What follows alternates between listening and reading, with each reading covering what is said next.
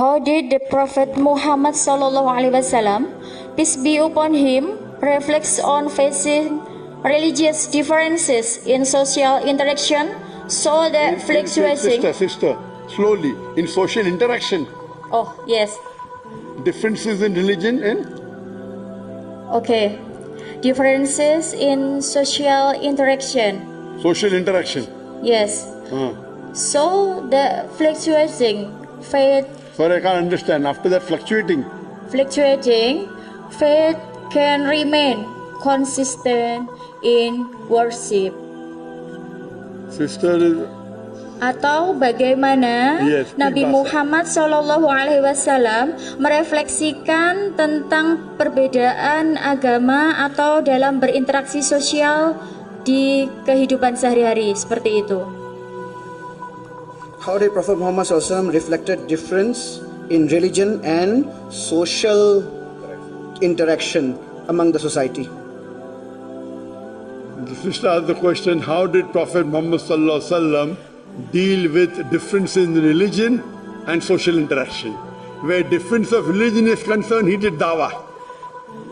My full talks are based on that. He did dawah. If a person was a non-Muslim, he tried to convince him about Islam, talked about Tawheed, talked about the other aspects. Where it came to social differences, someone is rich or poor, he tried to again preach regarding Islam. If you are rich, you have to give zakat. So if you analyze, if you read the seerah of the Prophet, the people loved him. Whenever any poor man had any difficulty, or rich man also, he used to solve the difficulty. If people wanted food, he used to give them food. If people wanted help, he used to help them.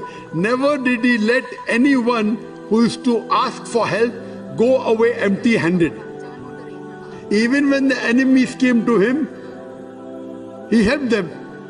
So he was a rahmatul lil alameen. When he met the non-Muslims, he did dawah. When he met the Christians in Masjid al-Nabi, the verse of the Quran was revealed. Qul wallahu ahad, Allahu samad. So if you know the Nuzul al-Quran, many of the verses of the Quran are revealed when the Prophet was talking to the non-Muslims. So how did the Prophet interact? You read the Quran and you read the Hadith and you get a variety of options. He helped the Muslims as well as non-Muslims. So people loved him. Many of them accepted Islam only because of the nature of Muhammad Sallallahu Alaihi Wasallam. The way he spoke, the way he loved them, the way he was kind, the way he was merciful, the way he was gentle. That's what the Quran says. Had not the Prophet been gentle, or if he had been harsh, people would have run away from him.